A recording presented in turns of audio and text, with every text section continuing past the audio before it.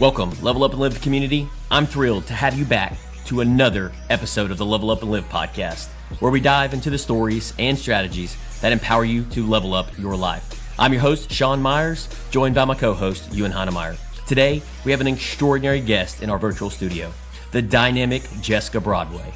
Jessica is a multi-passionate entrepreneur, two-time published author, and a powerhouse in creatively solving life's challenges. As a speaker, coach, and writer, she draws on her diverse experiences to inspire you on your journey to becoming the best version of yourself. Get ready for an insightful conversation with Jessica Broadway.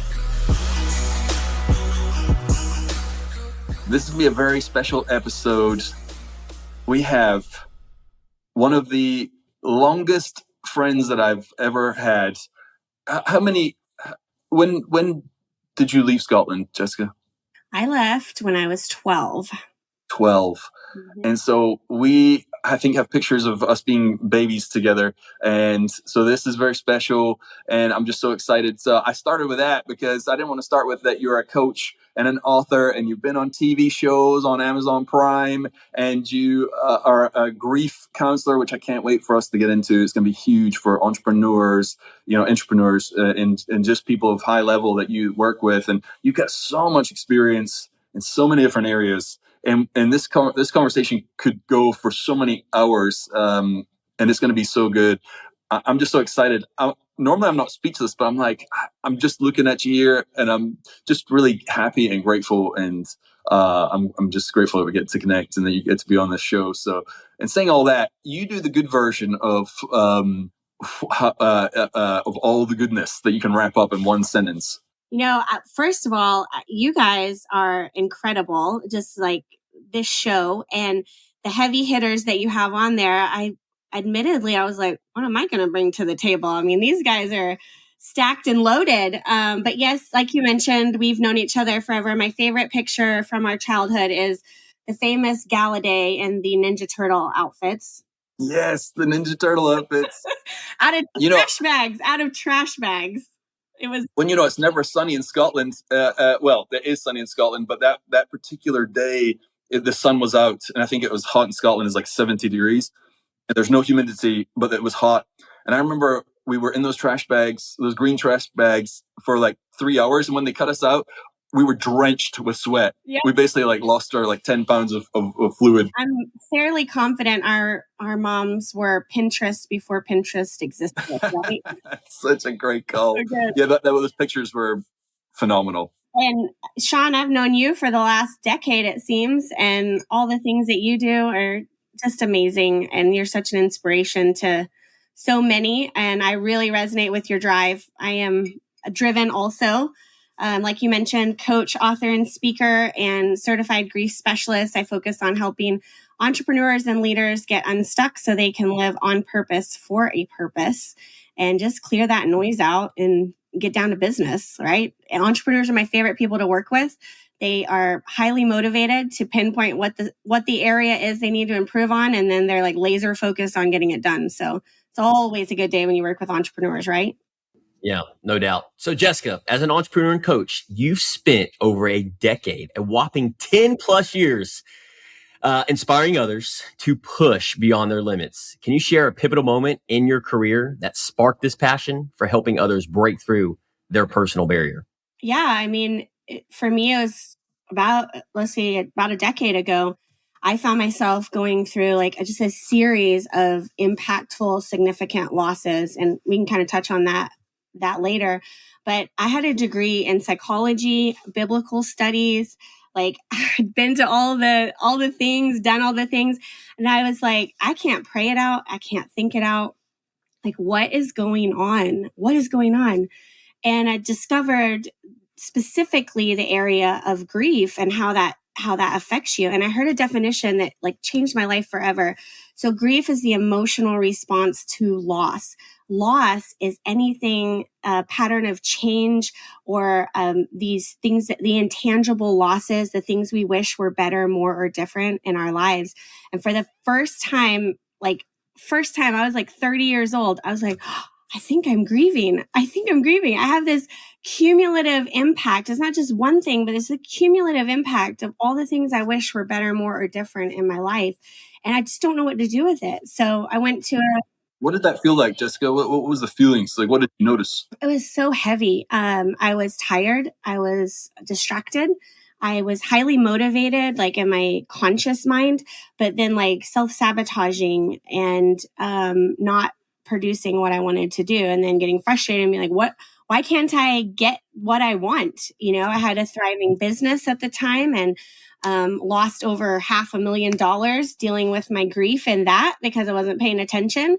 And, it's just, you start to feel like a failure. You feel like you're stalled out, and like, maybe this entrepreneurial life isn't for you, and maybe you should just go get a job working for someone else and, I literally told Josh one night, my husband, I said, all right, that's it. Putting all the hopes and dreams in a box. They're going on a shelf, and I'm not going to look at them anymore.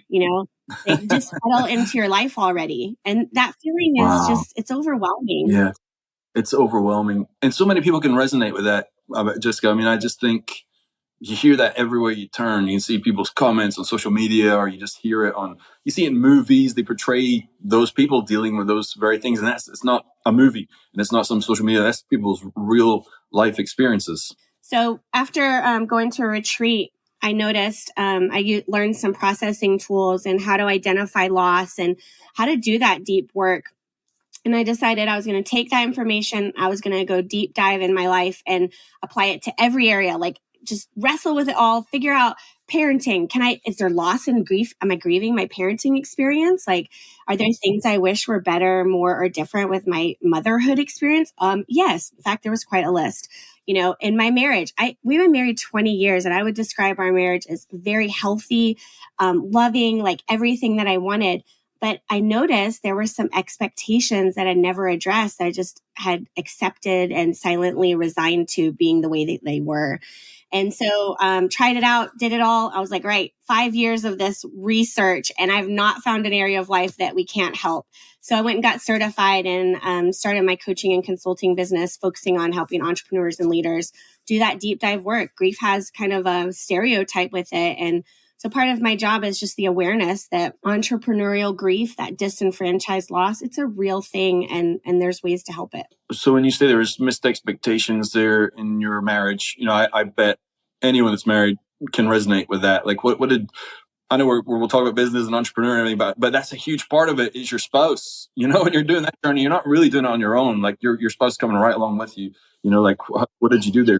People actually, they don't have business problems. They have a whole bunch of personal problems that get in the way, and then they make bad business decisions, really. Great call. And so if I can help you complete, so we kind of sort if you were to come to me and say like, right, let's do the work, we would sort your experiences into complete, the things that don't create any blocks from you. They may be bad, but you're complete with them. They no longer hold you back. And then you'd have incomplete experiences that cause hesitation and pause for you when you're going to go do something next. And what I've noticed is that we're only able to succeed and to thrive and to go to the next level when when we're not vulnerable. And those intimate relationships, your children, your spouse, even some of your professional relationships, if those aren't complete, you're not going anywhere. You're just not. You're not going anywhere. So when I was looking at that, one of the things that we had a hard time communicating about, and that I had accepted as just the way he was I have an idea. Like, I come up with 1,000 ideas before breakfast, right? Every single one of them needs to be flushed out and gone to the next level, right? And he's not that way. And so when I would share an idea and I was met with objection, I thought that was a lack of belief in me, right? And so in studying that, I realized I had a lot of expectations, and that I'd silently resigned to sharing hopes and dreams with him because I didn't want to be met with the challenge of how do we work through that? How do we create a plan for it?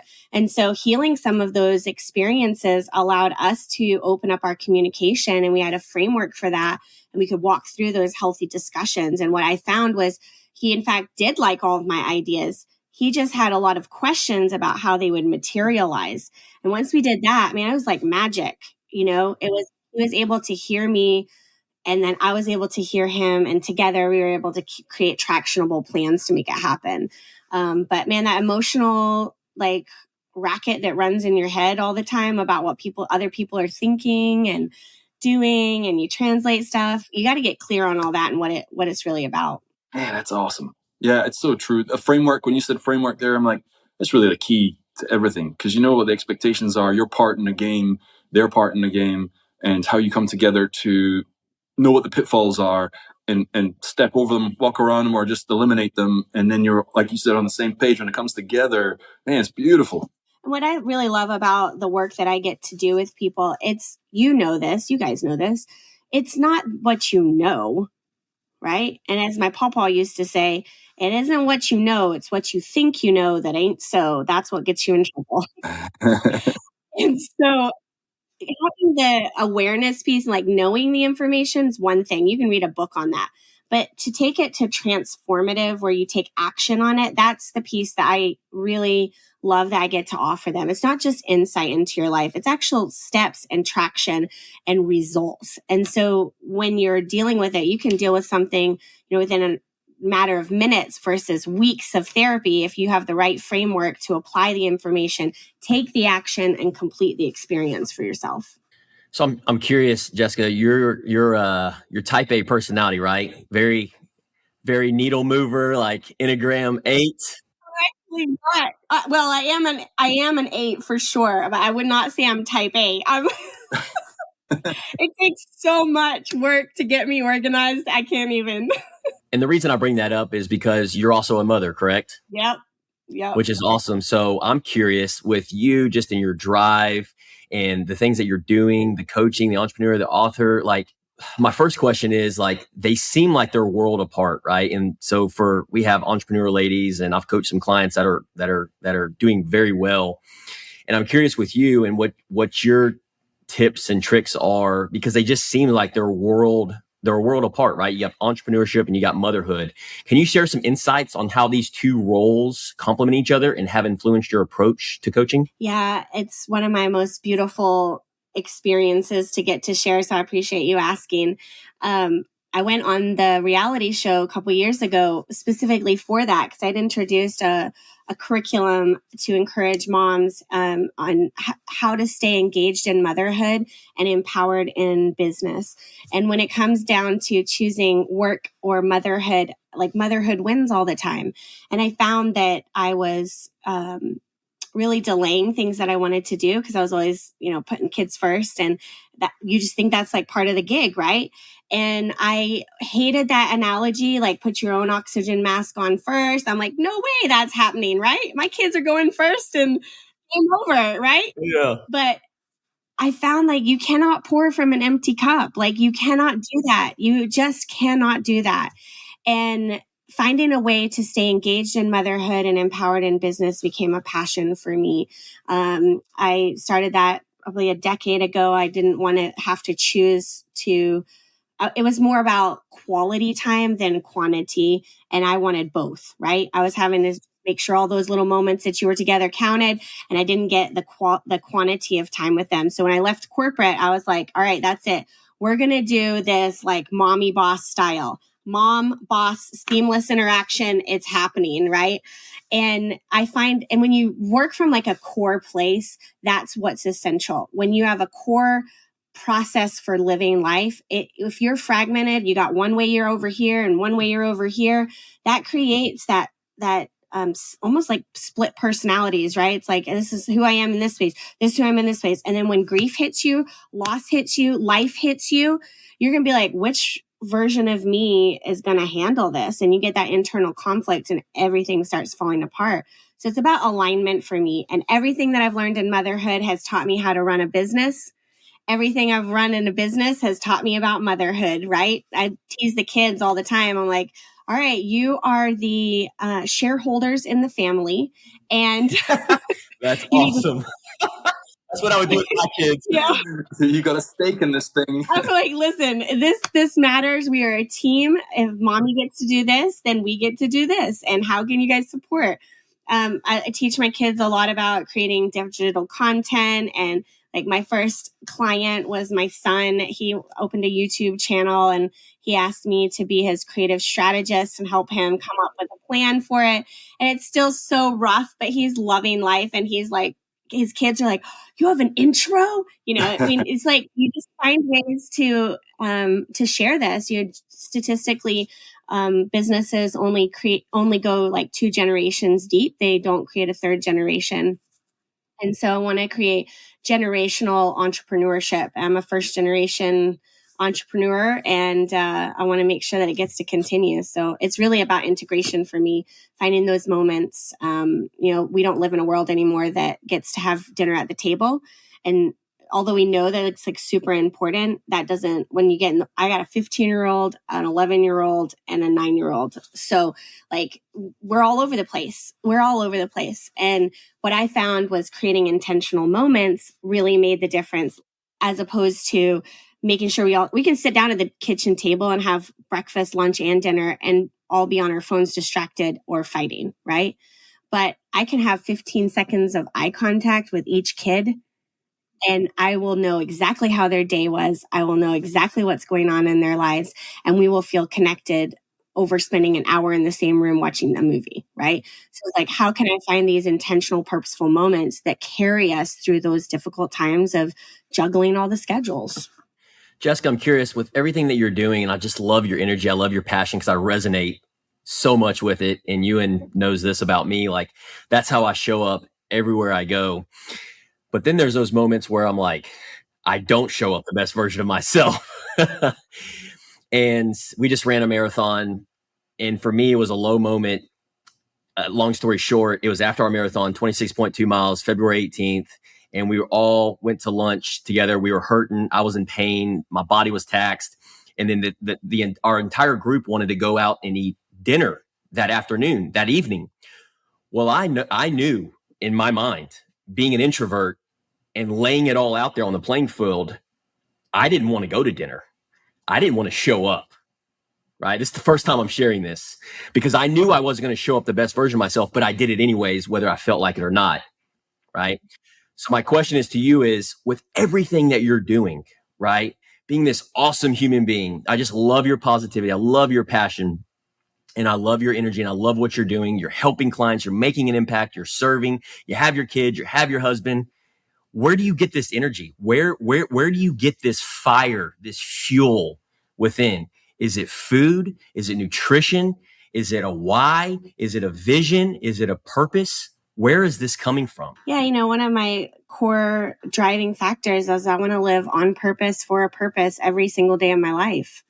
And sometimes that means that I show up on purpose, but not like this with hair and makeup. It's a ball cap and running into a PTO meeting and giving a budget analysis that I did last night, and you wouldn't recognize me. I have a very dialed down version of me, but I showed up 100%, and I didn't let the circumstances rob me of the moments that I get to show up, right? And like letting myself, you're right, I am an 8. And I was actually discussing these Enneagrams with someone the other day. And as soon as I told her what my Enneagram was, her eyes got like big as saucers. She's like, I never meet healthy female 8s ever. And, you're like, you're speaking to my soul. Thank you for recognizing the amount of work I've had to do to get here, right? And so it is, just letting myself be whatever version I need to be to show up, but don't ever stop showing That's up. saying a lot, man. It's huge. It's so cool.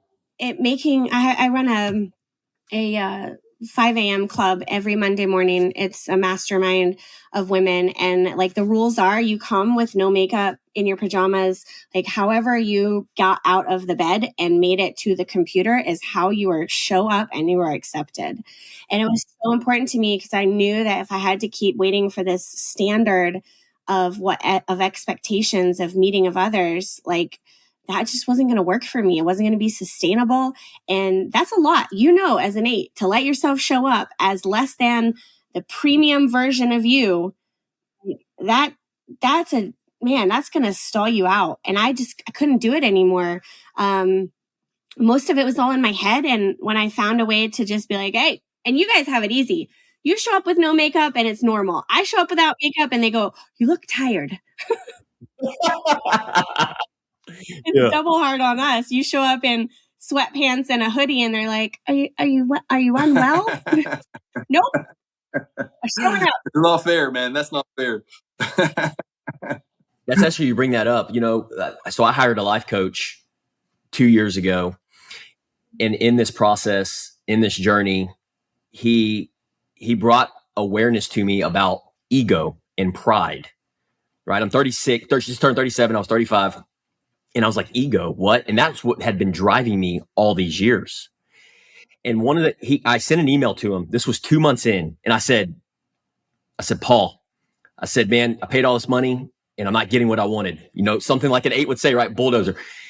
He sent an email back and it was the best, well put email. I think he might've been working with Ewan because Ewan's really good about emails and,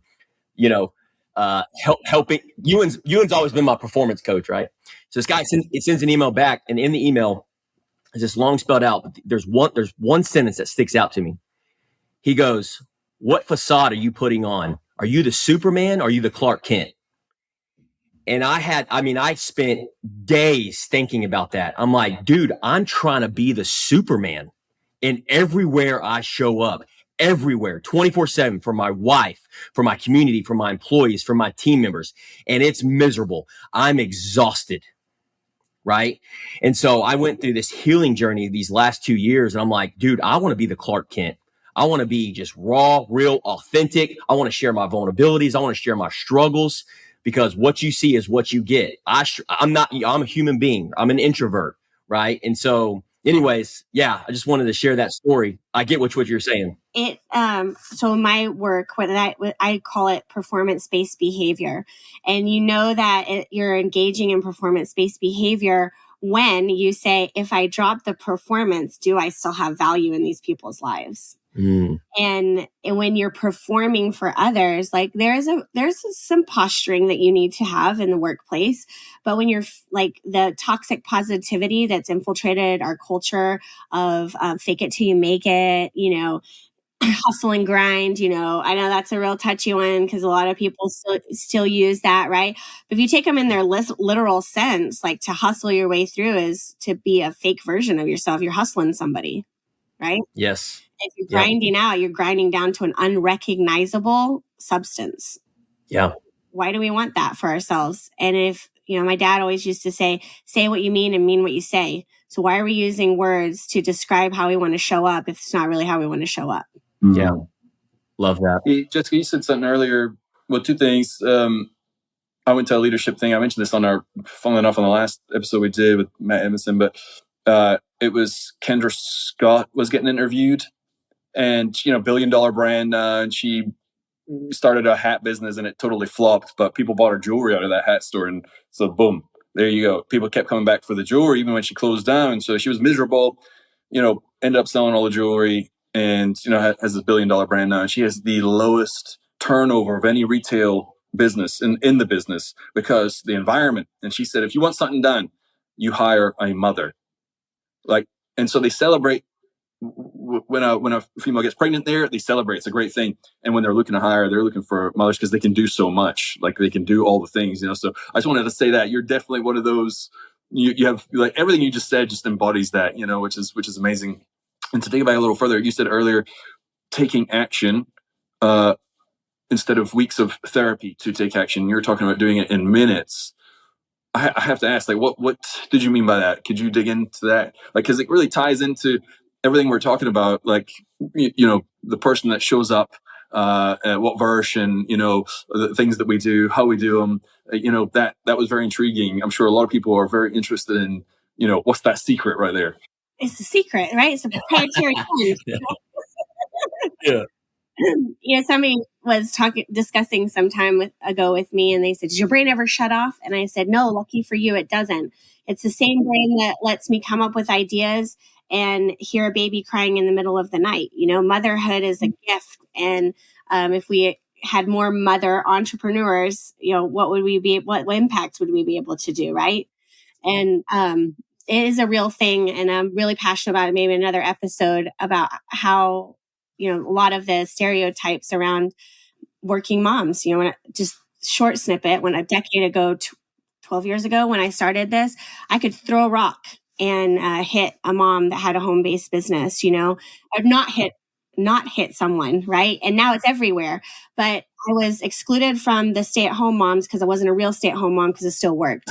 And the ones that worked, I was lucky. I should be, I wasn't a real working mom because I didn't work outside. No win. It was like a no-win. And that you have to create your own culture. And so back to your question about being transformative results, it is about the identification process, right? And we have tools like when I told you in the beginning, what do you wish was better, more, or different is the very first question I ask. And whatever place your mind wanders to that you would change first, that's where we're going to start the identification process with. And when I say minutes, yes, it is minutes, but there's a process to it. So it's lots of minutes, right? And I love doing these weekend retreats because they get to come together and we have a cohort learning environment with multiple people and we get to do the work like start to finish and in a weekend. And we introduce the awareness, the mindset, and then we do the work. So the actual work is, a couple of hours worth of work. But when you're talking about being in therapy for months and months, most of my clients report to me that they've been in some sort of talk therapy for extended periods of time throughout their lives. And then in a matter of weeks, we're creating transformative shifts in the mindset and the blocks are gone. And those are processing tools that would just take too long to go into, but they work. They just work. The Body Keeps Score. Have you ever read that book? Yeah, it's really good. So, we store all of our experiences and they're all there and they're either holding us back or fueling us to go. So a lot of that work is just being intentional about identifying where those blocks exist. Love it.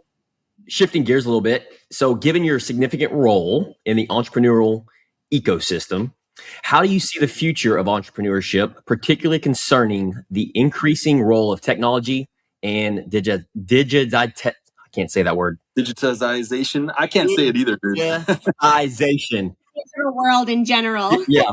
Love that word. It's interesting. So a lot of what I do is creative strategy, right? So we create space for this new version of you to exist by dealing with all the junk.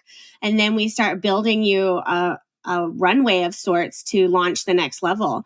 And in that process, we do some creative strategy around what are your goals, your expectations, what are your hopes, dreams, passions. We come up with your personal brand and niche down into who are the people you're going to serve best. And I have a philosophy, maybe controversial, but you're always serving either the past, present, or future version of yourself.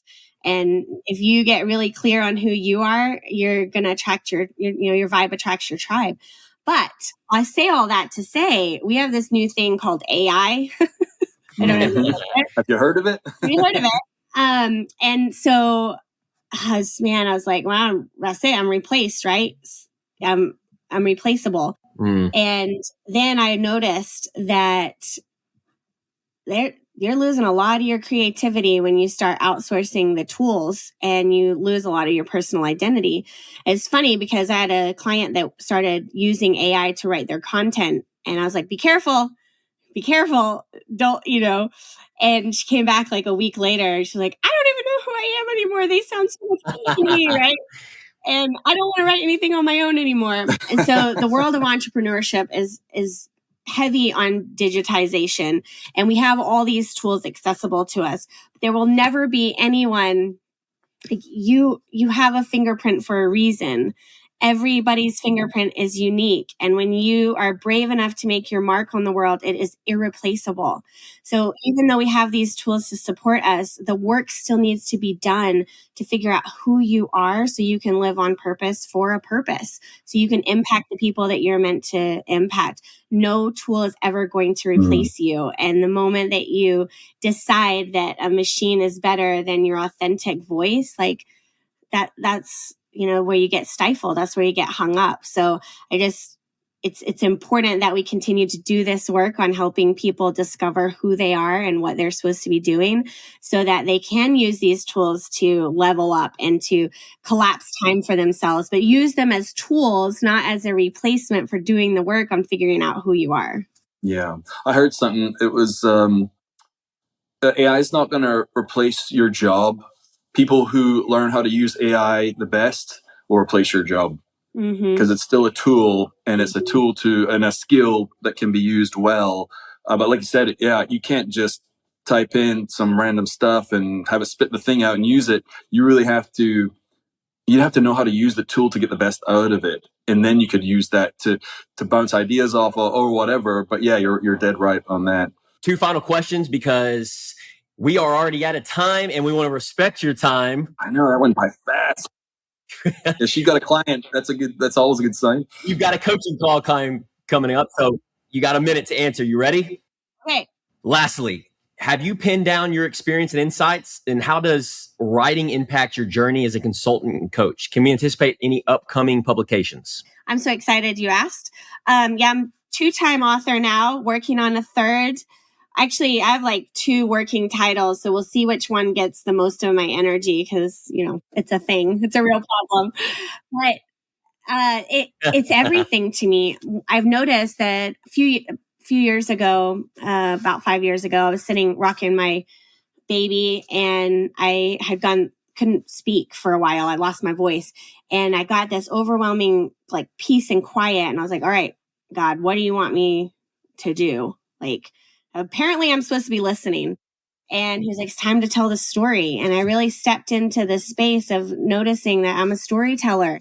I tell, and being complete with my life experiences allows me to use my experiences to emotionally connect with you. Our details don't matter, but the emotional experiences that we go through, those are like the same. And so I use my life experiences and those moments to illustrate and to connect with others and help them. So the next working title right now is called The Fig Tree Life. And it's about living, as entrepreneurs for the kingdom and living on purpose, but using all the examples that the fig tree represents throughout scripture to help us build a life that helps us align with where we're going and why we're going there. We'll put a link to is that book in the works, or it's in the works? It's in the works. So it'll be maybe late fall before we're up and going. So, and just the title of your other 2 books, what were those?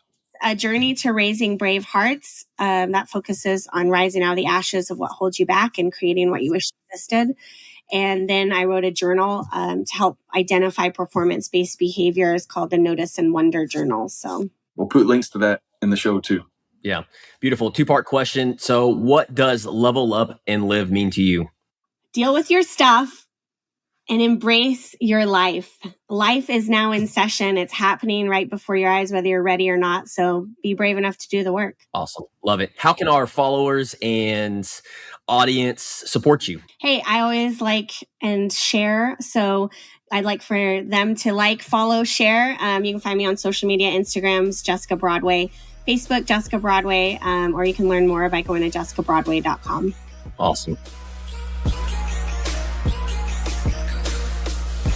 And there you have it, another incredible episode of the Level Up and Live podcast. A massive thank you to our fantastic guest, Jessica Broadway, for sharing her wisdom and passion with us. If you found value in today's episode, make sure to subscribe so you never miss out on our empowering conversations. Leave us a review. Your feedback is our fuel. Don't keep this wealth of knowledge to yourself. Share with a friend who's ready to level up. Check out the show notes for a treasure trove of guides and planners to support your journey. Until next time, keep leveling up and living your best life.